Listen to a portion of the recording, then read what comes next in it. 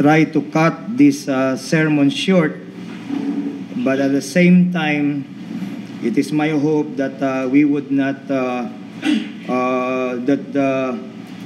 the message and the emphasis would not be diminished. This coming October, we shall be celebrating the 500 years of Reformation. It was in October 31, 1517, when Martin Luther nailed his 95 theses to the Castle Church door in Wittenberg. Sa darating pong Oktubre ay ipagdiriwang ang 500 taon ng pagyakap sa mga katotohanan na tinatayuan ng pulpitong ito. At maasa po tayo na ito ay maibahagi natin sa bawat isa. Martin Luther was a Roman Catholic monk, a professor of Bible with his Doctor of Theology degree. But in 1515, Luther had what he called the Tower Experience. He said that Romans 1:17 just jumped out of the scriptures and brought him to God. Can you imagine this person, this learned person, with everything that he had already gained, for the very first time had an encounter with the living God of the Bible. Brethren, may I remind all of us that it is possible for you, for us, to be a pastor and be lost and die and go to hell. It is possible for us to be so active in our ministries, and for all you know, you have not experienced the reality of the message that you have been bringing to the people. Napakalungkot pong pangyayari pagka nangyari yun. Dinadala mo ang mensahe ng pag-asa, ang mensahe ng kaligtasan, nagtuturo ka, marahil nagtuturo ka with all boldness, pero sa kaduluduluhan ay maiintindihan mo na ikaw pala mismo ay walang personal na karanasan ng kanyang biyaya ng kaligtasan. So, tinatawag ko ang inyong pansin sa isang na kayo I challenge you to do a personal reflection as we study, as we try to absorb and understand His Word. Nawa magsagawa tayo. Anong halaga ng lahat ng titulo? Anong halaga ng lahat ng pagkilala na tinanggap mo kung sa dulo ay tatahakin mo ang landas na patungo sa kapahamakan? May we not be men pleasers.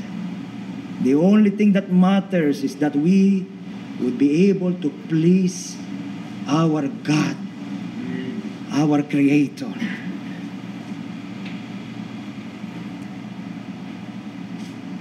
Romans 1:17 says, "For therein is the righteousness of God revealed from faith to faith, as it is written, the just shall live by faith." This verse convicted Martin Luther that only faith in Christ, in the Lord Jesus Christ, could make one just before God.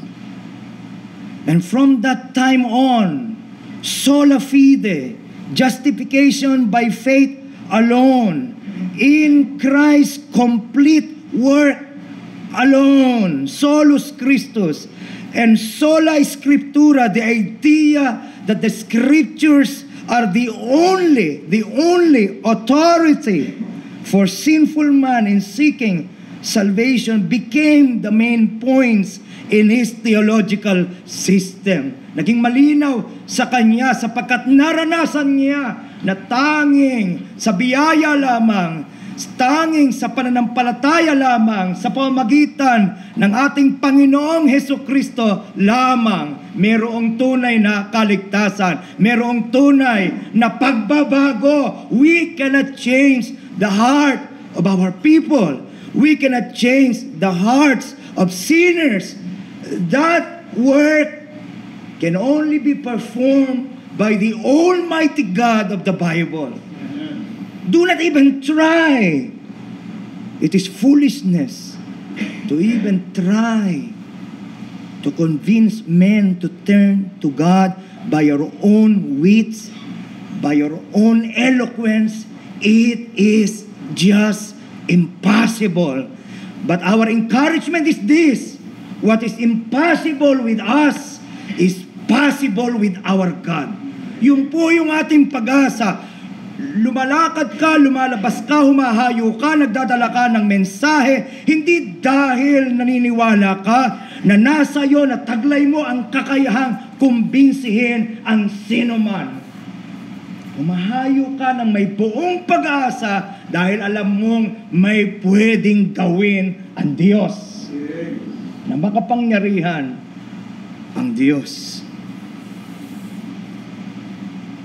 So humihinto ka ng pagsusukat sa sarili mo sa pamamagitan ng pagkukumpara sa sarili mo sa gawain ng iba. Sapagkat naniniwala ka na ginagampanan mo ng buong katapatan ang tawag na ibinigay sa iyo ng Diyos, and it is up to Him. And there's no way for us to know how this God would use our ministry. No way! Sa maraming pagkakataon, maaaring lumipas na ang ating hininga, ang ating buhay, bago lumitaw ang bunga ng ating katapatan. You were called to be faithful to Him and to be faithful in proclaiming the gospel. You are not even called to produce anything because it is God, only God, ang Diyos at ang Diyos lamang. Kung meron mang mensahe na paborito sa simbahang ito ay yung mensahe that it is God and God alone. From beginning to end, God and God alone. Ang Diyos at ang Diyos lamang. Merong kapahingahan. Nawawala yung stress. Nawawala yung discouragement. Napapalitan ng malaki pagtitiwala na may ginagawa ang Diyos. Why? Because of all people, we are the ones who are supposed to be walking by faith and not by sight. Tayo, sa lahat ng tao, tayo dapat ang lumalakad sa pananampalataya at hindi sa pamamagitan ng ating nakikita. Ang laki na ng simbahan sa kabila. Ang dami na ng dumadalo sa kabila. Oh, kapatid, mga kapatid, umalis ka. Get out of that rat race. Umalis ka sa nakapapagod. At sa kadulo, mga kapatid, matagpuan mo na in vain. Because the only promise that we could get from the Word of God is this: that your labor in the Lord, and only in the Lord, is not in vain. And so this verse convicted him that only faith in Christ could make one just before God. He was so convicted that he was willing to put everything, even his life, on the line. Mga kapatid, Hindi tayo tinawag para maging komportable. Tayo ay tinawag upang ibigay ang lahat. Our all, our best, our everything, our all. Ibigay lahat, itaya lahat. Because he that believes on him shall not be put to shame. He that believes on him shall not be disappointed. Nagsasalita, I am speaking to you as someone who does not know how long would I live. Sasalita ako sa inyo na may unawa. Brother Dennis, halos pareho tayo ng kalagayan. Isa ang bato niya, isa na lang ang bato ko. Stop playing. Stop playing church. Take our calling seriously, brethren. Maaga mong maunawaan kung gusto mong ilayo ang sarili mo sa sakit ng puso at atake. Maaga mong maunawaan na walang contest na nangyayari. Kung nandito ka para magdala ng kalawalatian sa Diyos, yun lang ang concern mo. That's the only question that you need to answer with all sincerity and honesty. Am I pleasing God? Am I pleasing God? Luther challenged the theology of the religious leaders of his day, something that nobody in the right mind would have ever dreamt of doing. Hinaharap niya, kinakalaban niya ang Roman, the mighty, the powerful Roman Catholic Church. Alam niya na halos nagbigay na siya ng sentensya sa kanyang sarili, sentensya ng kamatayan dahilan sa pagpapasya na kanyang ginagawa. Ito ang totoo. Ito ang katotohanan. And I cannot preach otherwise, and I cannot do otherwise. I must preach the word. Woe is me, sabi ni Apostle Paul, if I preach not, if I preach not the gospel. For Luther, there were some things in Scripture that were non-negotiables, that left no room for error. For Luther, people are saved by faith, not by human effort, not by human merit, by faith. Sa pananampalataya lamang. And for Martin Luther, the Scripture, sola Scriptura and tota Scriptura, the whole of Scripture, not the church, is the test of truth.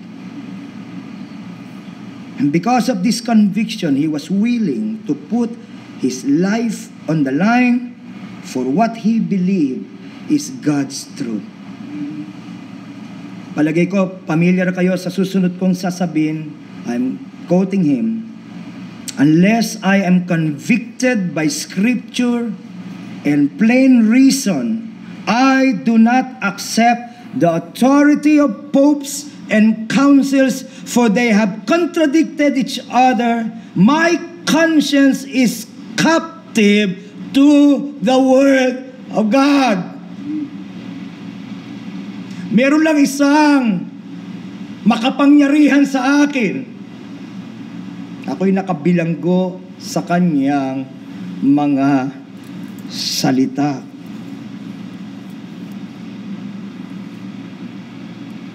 I cannot and will not recant anything. For to go against conscience is neither right nor safe. Here I stand, I cannot do otherwise. And this is the most important thing. God help me. Kung siya ay taong kagaya natin, iisip ko na at nai-imagine ko na yung takot na maaaring nagtatangkang mag-discourage sa kanya sa mga panahon na yun. Gayunpaman, meron siyang pag-asa na ang Diyos na nagsimula ng mabuting gawa sa kanya ay may kakayahan na lumubos nito. Mga kapatid, tayo ay magkakabaro, halos iisa tayo ng mga karanasan. Marami ditong mga young preachers na nakatanaw sa atin. They are looking up to us. At may mga pagkakataon, mga kapatid, na ang hirap-hirap tumayo sa katotohanan. Lalong-lalo na ako, ang nakasalalay dito ay kung papaano mo patuloy na bubuhayin ang iyong pamilya. Kung papaano ka, walang katiyakan na mananatili ka sa gawain kung sakaling panindigan mo ang katotohanan. Gayon man, mga kapatid, faithful is He that calleth you. Faithful is He that called all of us. Hindi niya pababayaan ang sariling kanya.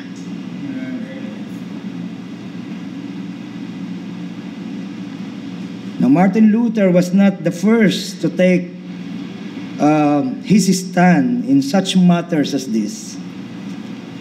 Over 1400 years before Luther,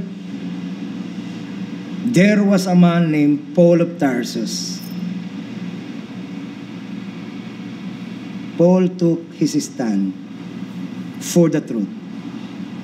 Turn with me very quickly to Galatians chapter 1, verses 6 to 11.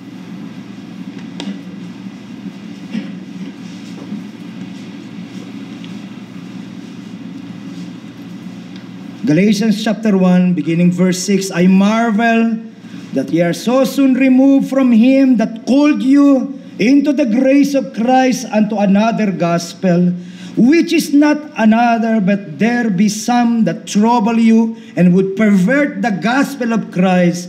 But though we or an angel from heaven preach any other gospel unto you than that which we have preached unto you, let him be accursed. As we said before, so say I now again, if any man preach any gospel unto you, he had to say it again. He had to reiterate. He had to highlight this because this is very, very important. Wala nang masahalaga pa na maintindihan nating mabuti kung gaano kahalaga ang pagpapanatili ng dalisay na ebanghelyo ng ating Panginoon. Again, verse 9, as we said before, so say I now again, if any man preach any other gospel unto you than that ye have received, let him be accursed. For do I now persuade men or God? Or do I seek to please men? For if I yet please men, I should not be the servant of Christ. But I certify you, brethren, that the gospel which was preached of me is not after men. Now, Paul is writing this letter to the churches in southern Galatia, namely Derbe, churches in Derbe, in Lystra, Iconium, Pisidian or Antioch, Pisidian or Pisidian Antioch, whatever you want to call it, however you want to call it. Now you will remember that the Galatians had first heard and received the gospel from the ministry of the Apostle Paul and Barnabas on their first missionary journey. However, not too long after that, thus the statement of the Apostle Paul on verse 6, I marvel that ye are what? So soon removed from him that called you into the grace of Christ unto another gospel. Mga kapatid, napakahalaga po. Dabantayan natin ang bawat pulpito na ipinagkatiwala sa atin ng Panginoong Diyos.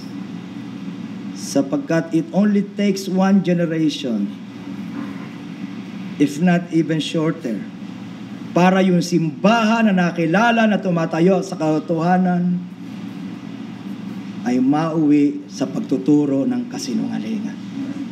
That's why the need for discipleship, Brother Franco. Patuloy na magturo, patuloy na magbahagi ng kanyang mga salita. Now, Paul received reports that a group of Judaizers had been trying to promote a gospel that undermines the solitary work of Christ by grace alone, through faith alone, for salvation. I do not know of any gospel than this. If it is not by grace alone, well then it is not the gospel of the Bible. Kung hindi yan sa pamamagitan ng biyaya, hindi yan ang ebanghelyo ng banal na kasulatan.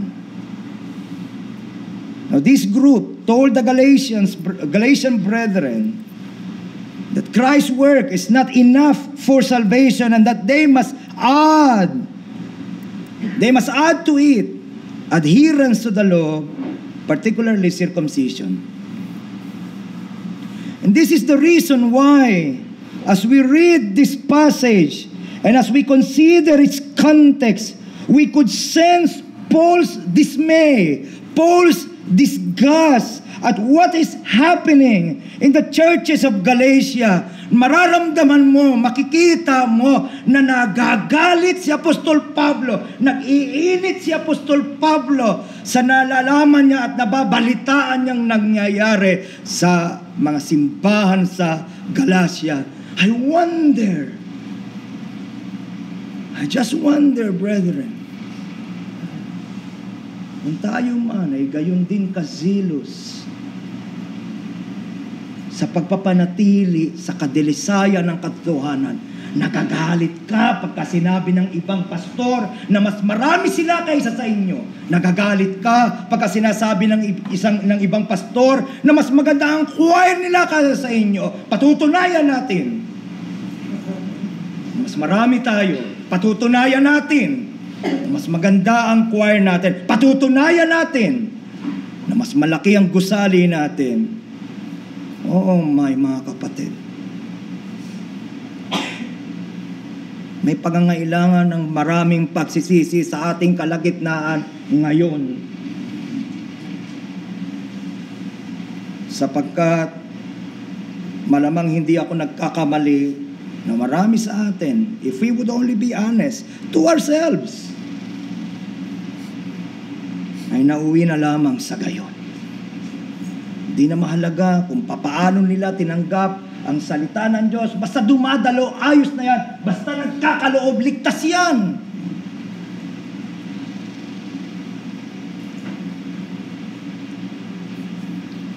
Damang-dama natin ang namumuong galit. Kung noon ay umuusok ang ilong ni Apostol Pablo sa pag-uusig sa mga Kristiyano, ngayon ay umuusok ang ilong niya sa kanyang zealousness na mapanatiling dalisay ang ebanghelyo ng ating Panginoong Hesukristo.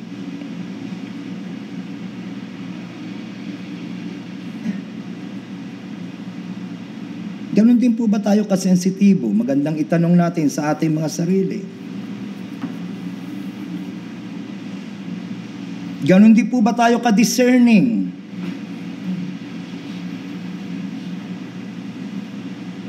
whenever these truths are being compromised.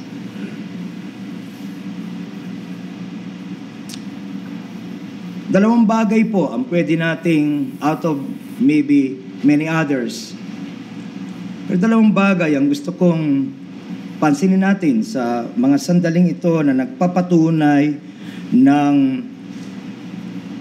mabigat na damdamin na taglay ni Apostol Pablo dahilan sa nababalitaan niya sa mga iglesia sa Galacia. Number one, among Paul's letters, this book is the only one that does not contain a word of thanksgiving for the readers.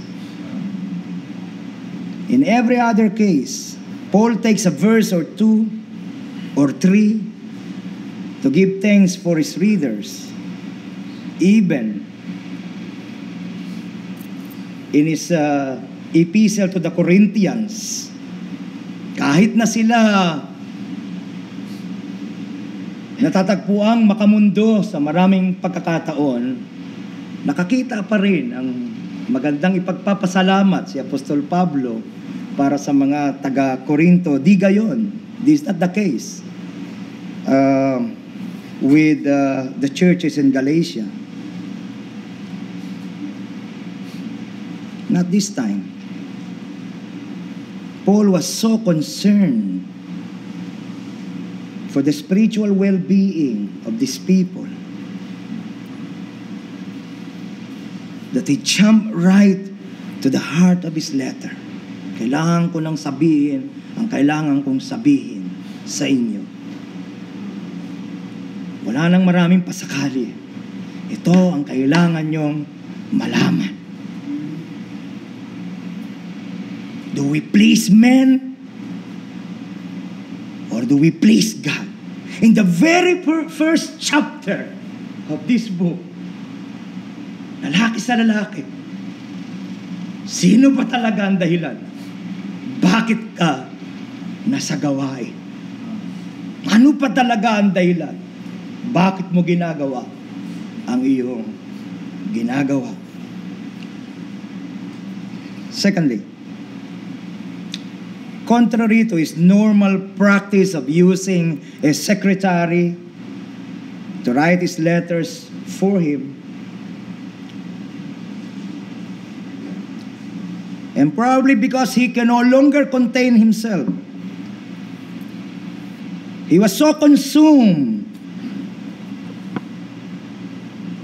of this great conviction concerning the exclusivity of the gospel that he took a pen and wrote this letter with his own hand.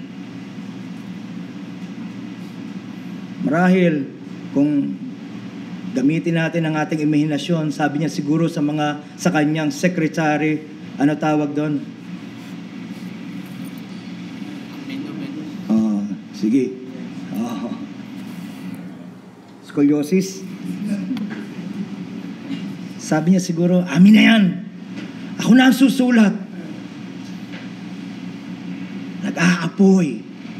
Na alam natin, na sapagkat siya ay ginagabayan ng Espiritu Santo, alam natin na hindi niya naiwawala yung kanyang self-control. But at the same time, alam din natin na yung pag-aalab ng kanyang damdamin ay isang banal na pag-aalab ng damdamin. Amen? Tayo, yung banal na pagkagalit natin dahil hindi ka ma-increase-increasan Banal na pagkagalit. Nagdadabog ka na sa pulpito. At hindi ako nagbibiro, mga kapatid. Merong mga pulpito at merong mga miyembro ng mga simbahan na yon na nagsasabi, ang lungkot-lungkot po sa simbahan namin, wala nang itinuro, kundi pera, pera, pera.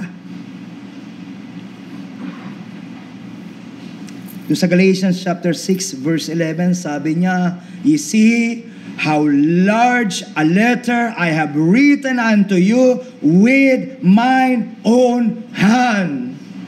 Nilakihan ko, parang dinidinan niya ba? Nilakihan ko ang pagsulat para makita ninyo, para mabasa ninyo, para hindi nyo maipagkamali na seryosong usapan ito. At ako mismo ang nagsulat, nagagalit ako sapagkat ako ang nagministeryo sa inyo.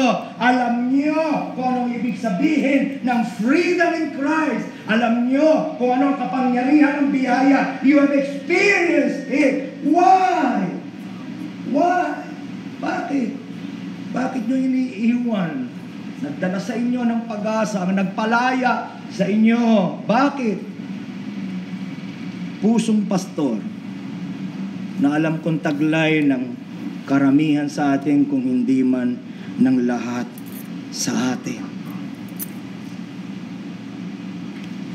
Anong krisis na kanilang dinadaanan? Sabi niya, I marvel that ye are so soon removed from Him that called you into the grace of Christ unto another gospel. Bakit ang bilis-bilis naman ninyong iniwanan at kinalimutan? You have deserted the truth.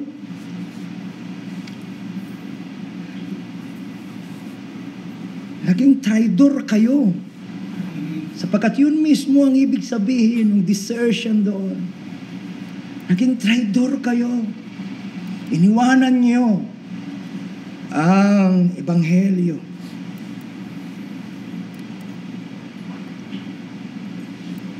Oh brethren, huwag mong iwanan ang gawain dahil sa pera lamang.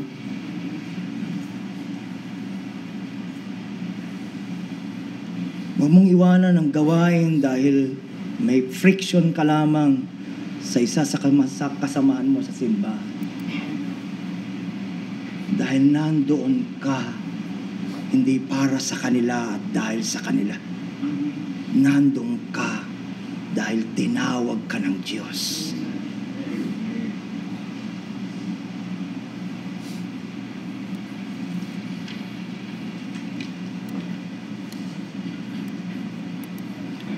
Have you noticed that? Kaunti na lamang mga kapatid.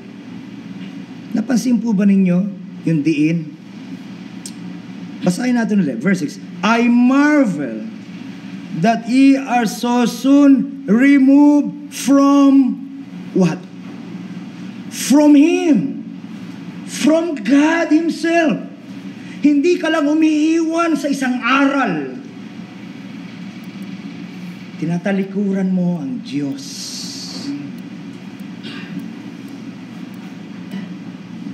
To desert the gospel, to turn your back from the gospel, is to turn your back from God. To desert God. Bakit? Bakit may connection? Let me quote Steve Lawson. Because this is the answer to the question that our dear brother has provided.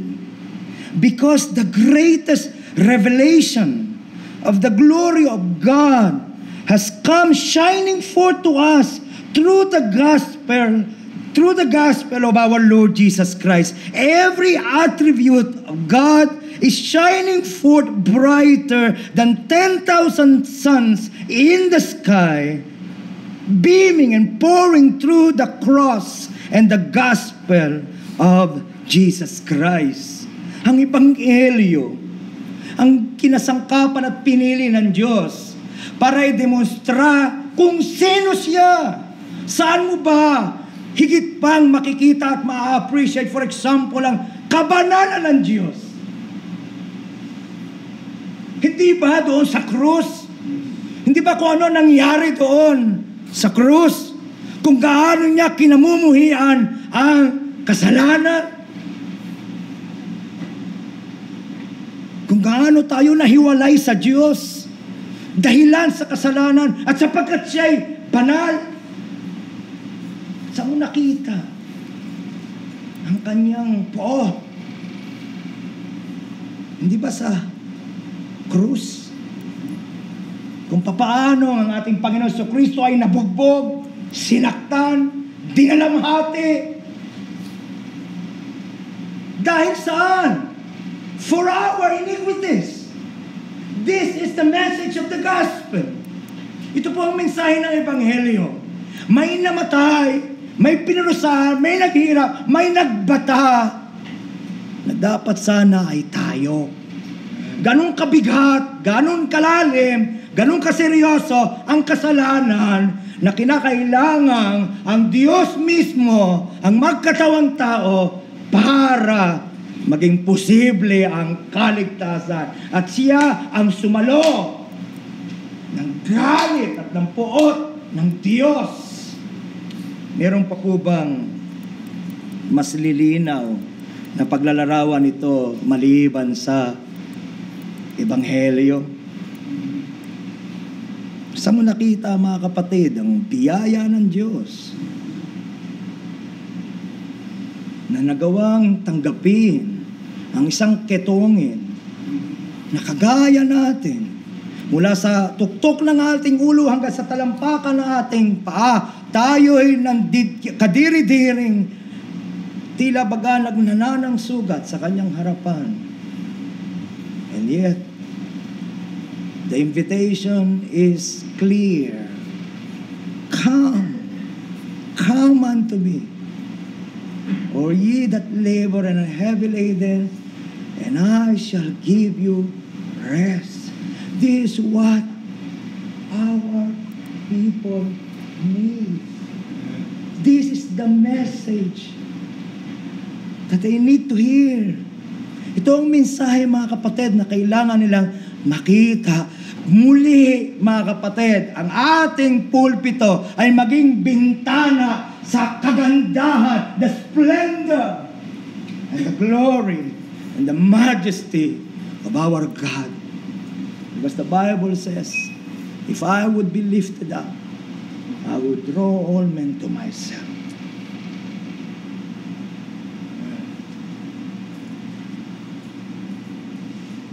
Sumpain ang bawat isa na tumatalikod dito.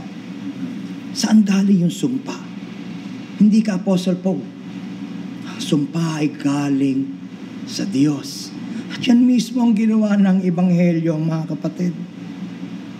Christ redeemed us from the curse of the law by becoming curse for us. Yun yung iniiwan natin. Kung nauwi na lamang tayo sa mensahe, ikaw ay gagaling. Ikaw ay yayaman. Gaganda ang buhay mo. Kung sumunod ka kay Kristo, walang kayo, pangako.